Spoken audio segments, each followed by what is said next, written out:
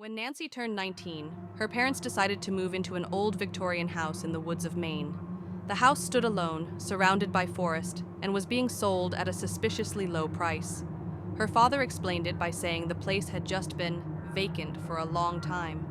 But Nancy immediately felt something was wrong. There were creaks and groans at night, cold drafts even in sealed rooms, and worst of all, a third staircase leading to a locked door on the top floor. Her father said it was just an old storage room and nailed the door shut. A few days later, Nancy started hearing footsteps above her when the entire family was downstairs. At night, she would sometimes feel someone standing silently behind her bedroom door, breathing. But whenever she opened it, no one was there. One afternoon, while her parents were out in town, Nancy heard something crash upstairs. Unable to resist, she grabbed a flashlight and went to investigate. The nails in the upstairs door had been carefully removed.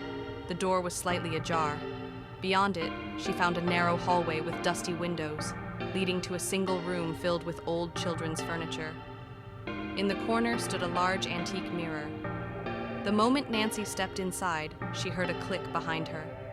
The door had shut. In the mirror, the room was reflected just as it was. But when Nancy stepped closer, expecting to see her own reflection, she saw a little girl instead. She instantly recognized the face. It was herself, as a child. The girl said nothing, standing completely still.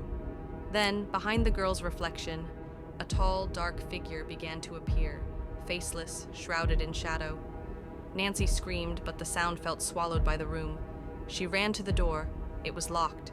When she turned back, the mirror was right in front of her. The shadow inside reached out a hand.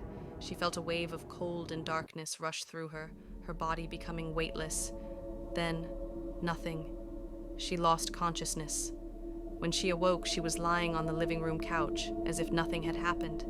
But when she told her parents what she'd seen, they exchanged a strange look. "Nancy," her mother said quietly, "you died in that house 3 years ago. We just didn't want to tell you." Nancy's face went pale. She looked toward the mirror in the living room and saw no reflection, only darkness.